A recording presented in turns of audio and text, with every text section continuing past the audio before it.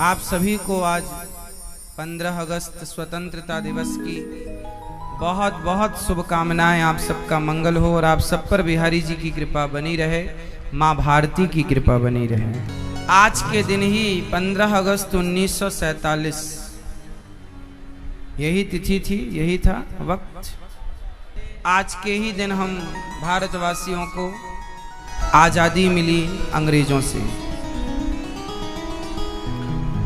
इस आज़ादी में हमारे देश में ना जाने कितने लोग शहीद हुए, अपने प्राणों का बलिदान दिया, तब कहीं जाकर ये आज़ादी हमें मिली, स्वतंत्र भारत में हम बैठ पाए।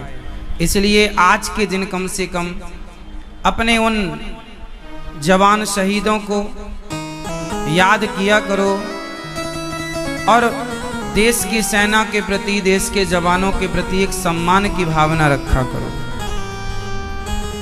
आज 15 अगस्त वो दिन है जब हम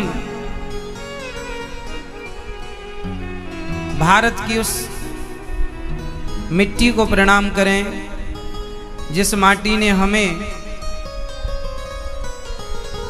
इतना कुछ दिया है। भारत से श्रेष्ठ इस धरती पर कुछ नहीं है। धरती तो पूरे में है, सब जगह है। कितने सारे, लगभग 206 देश हैं, लेकिन 206 देशों में केवल भारत को ही माँ कहकर संबोधित किया जाता है। भारत माता। चीन को माता नहीं, अमेरिका को माता नहीं, लंदन को माता नहीं, पेरिस को माता नहीं, केवल भारत को माता इसलिए कहा जाता है क्योंकि ये वो माता है, ये वो माटी है जिस माटी को खाने के लिए बैकुंठ से भगवान उतर करके यहाँ की माटी को ग्रहण करने के लिए कृष्ण बन करके आते हैं।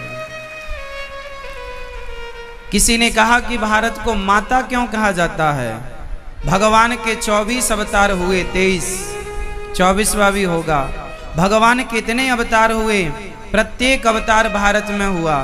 किसी ने कहा प्रभु एक अवतार किसी और देश में ले लेते, कहीं और ले लेते, जहाँ गंगा यमुना ना हो वहाँ ले लेते। भगवान बोले कैसे ले लेते? कश्मीर में ही केसर होती है। केसर के लिए हर माटी अनुकूल नहीं है, हर वातावरण अनुकूल नहीं है। जैसे केसर हर जगह नहीं हो सकती, ऐसे भगवान का अवतार हर जगह नहीं हो सकता। भगवान का अवतार यहाँ होता है।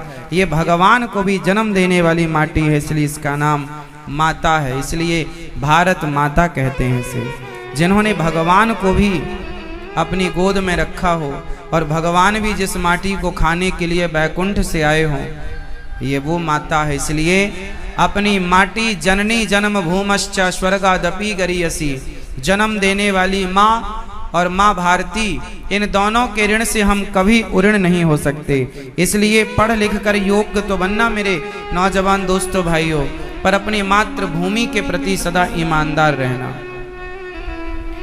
अपनी धरती के लिए, अपनी माटी के लिए सदा ईमानदार रहना। कोई कितना भी बड़ा बेईमान हो, किसी के लिए आप बेईमान हो, भगवान करे किसी के लिए आप बेईमानी ना करें, लेकिन जब देश की बात आए, अपने मुल्क की बात आए, वतन की बात आए, तो भारत के लिए सदा ईमानदारी से ही अपने हर कर्तव्य का निर्वहन करना चाहिए। आज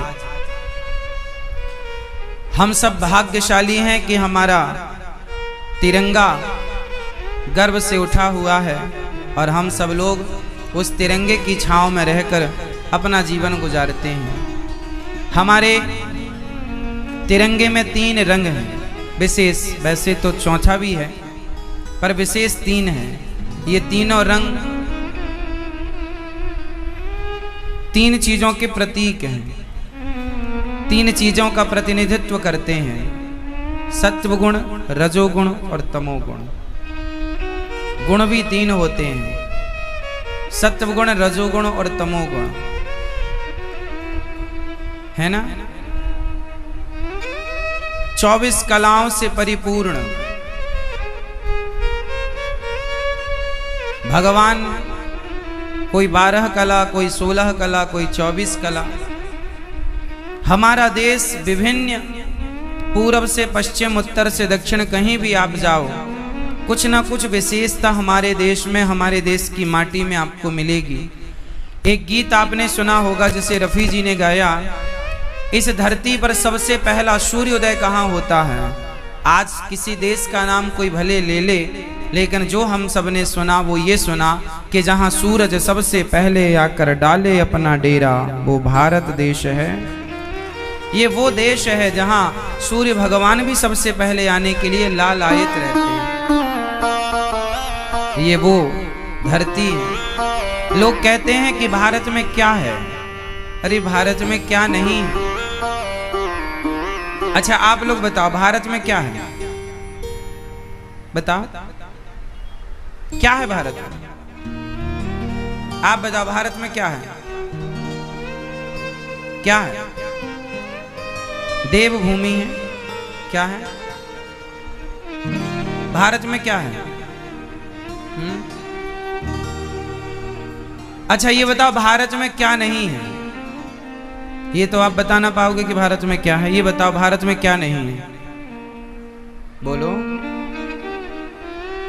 अब हम बताएं भारत में क्या है। सुनो, जो लोग अमेरिका, लंदन, पेरिस चले जाते हैं वो कहते हैं अरे विदेशों में बड़ा अच्छा है, वहां अच्छा है। भारत से अच्छा कुछ हो नहीं सकता।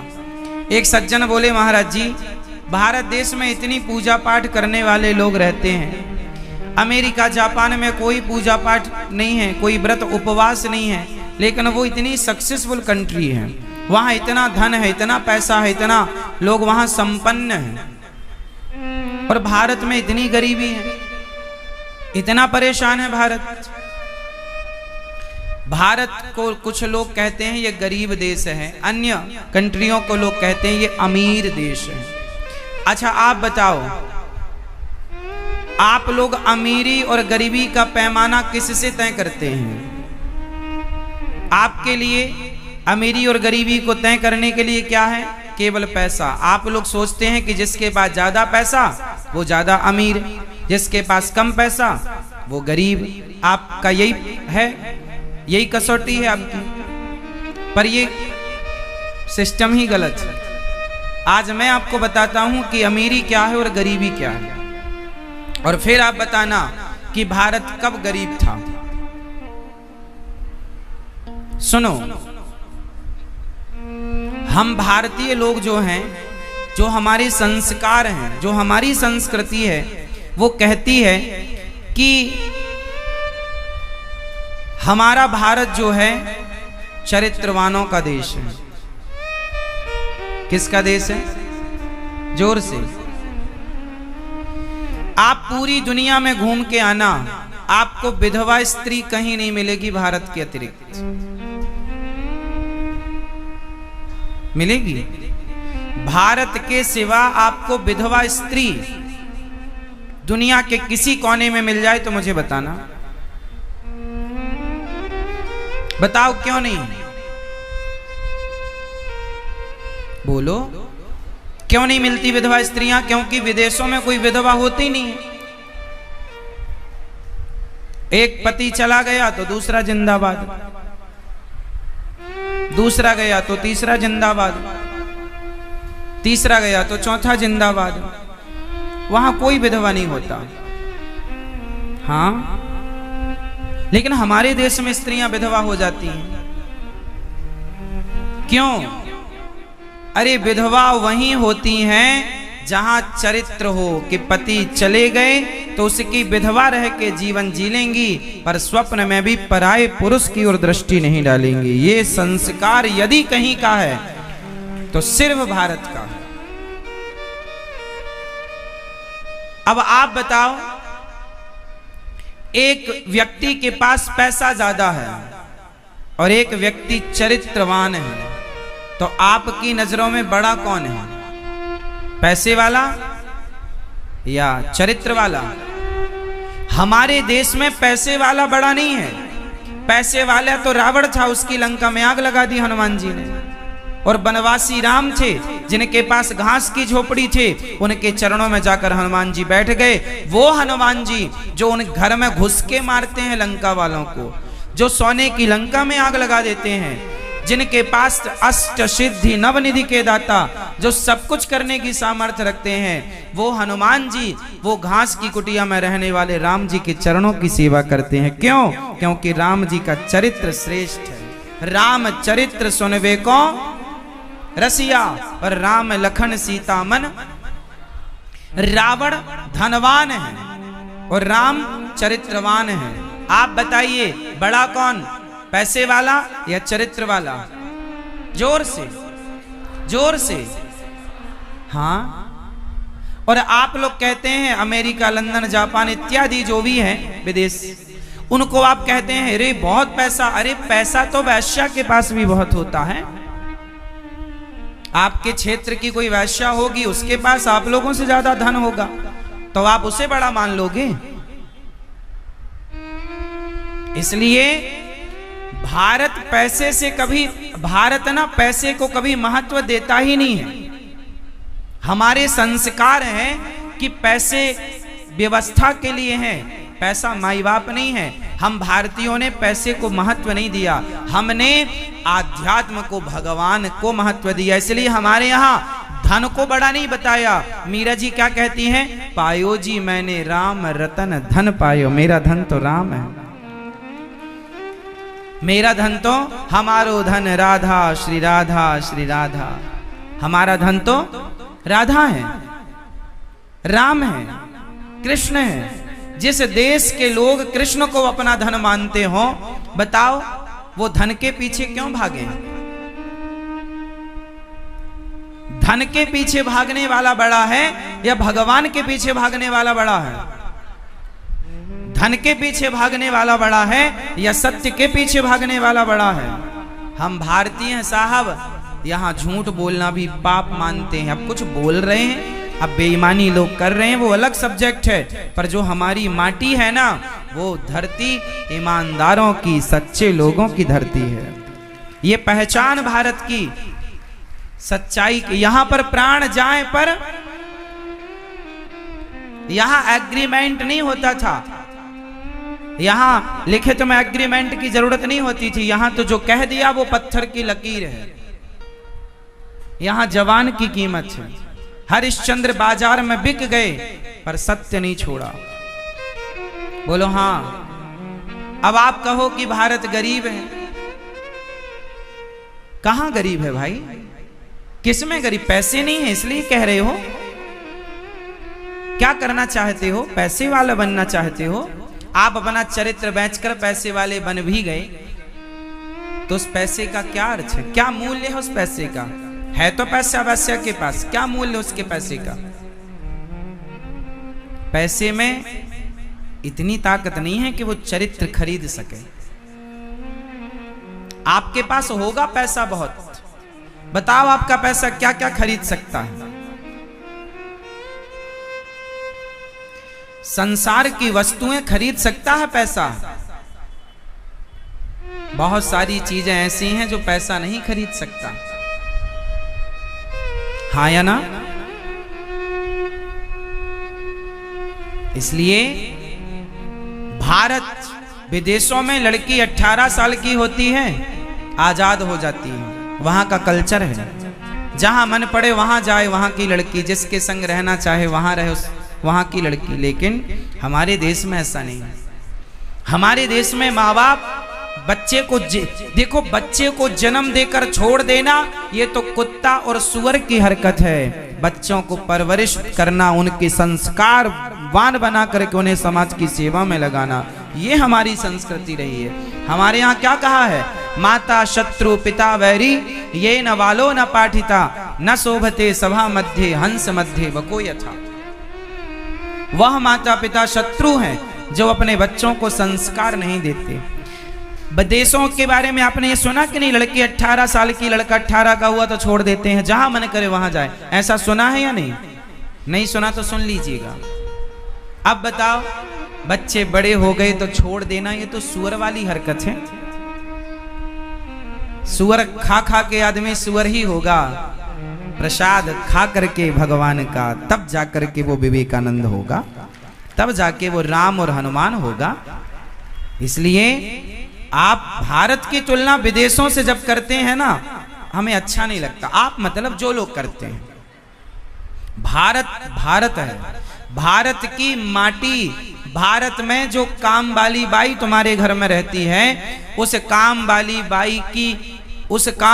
बाई के पांव में लगी धूल जो है, वो धूल भी नहीं बन सकता कोई विदेशी, उसके पांव की धूल नहीं बन सकता। भारत के जो संस्कार हैं, हमारे देश को सोने की चिड़िया कहा गया। सोने की कमी हमारे देश में कभी नहीं थी। आज अमृतसर में एक मंदिर है, आपने सुना होगा, गोल्डन टेम्पल, आप जानते भी होंगे, सोने का है। जैसे आज अमृतसर में गोल्डन टेम्पल है, एक बच्चा भारत में, ऐसे हमारे देश में मुगलों के, अंग्रेजों के पहले 7000 मंदिर थे ऐसे, गोल्ड के, सोने के। लोग कहते हैं भारत गरीब है। अरे भारत में लुटेरे आए लूटने के लिए, और लुटेरा गरीबों के यहां लूटने नहीं जाते हैं। इसलिए भारत पैसे की तो मैं बात ही नहीं करता, हमारे देश में पैसे का महत्व ही नहीं है। हमारे यहां पैसा वैसा छोड़कर, एक राजा के बारे में आप एक नहीं अनेक राजाओं के बारे में ये सुना होगा कि राजा लोग अपने राज सिंहासन को छोड़ करके जंगल में भगवान के भजन के लिए चले जाते थे। सुना है ऐसा? मतलब राज गद्दी को छोड़ करके भगवान के लिए चले जाते थे। मतलब उनके जीवन में धन का कोई विशेष अर्थ नहीं था। हाँ, पैसा व्यवस्था के लिए है, होना चाहिए। और आप लोग पैसे को ही माई बाप मान के भागे जा रहे हैं। इसलिए तुम्हें विदेश अच्छा लगता है क्योंकि तुम संस्कारहीन होते जा रहे हो। जहां संस्कार की बात होगी तो संस्कारवान लोगों को तो भारत ही अच्छा लगेगा। मित्रों, आशा करता हूं कि यह धार्मिक शिक्षाप्रद कथा आप लोगों को अवश्य पसंद आई होगी। अगर आप लोगों को यह कथा पसंद आई हो तो इस कथा को लाइक करें और अधिक से अधिक लोगों को शेयर भी करें, जिससे कि वे भी इस शिक्षाप्रद उत्तम कथा को सुनकर अपने जीवन को सुखी एवं सामर्थ्य बना सकें।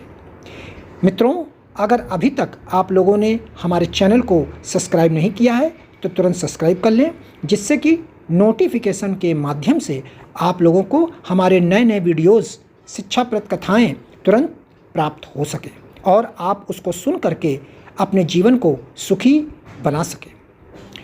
तो कल फिर किसी नए धार्मिक कथा को लेकर के आप लोगों के समक्ष फिर से प्रस्तुत होंगे। तब तक के लिए राम राम।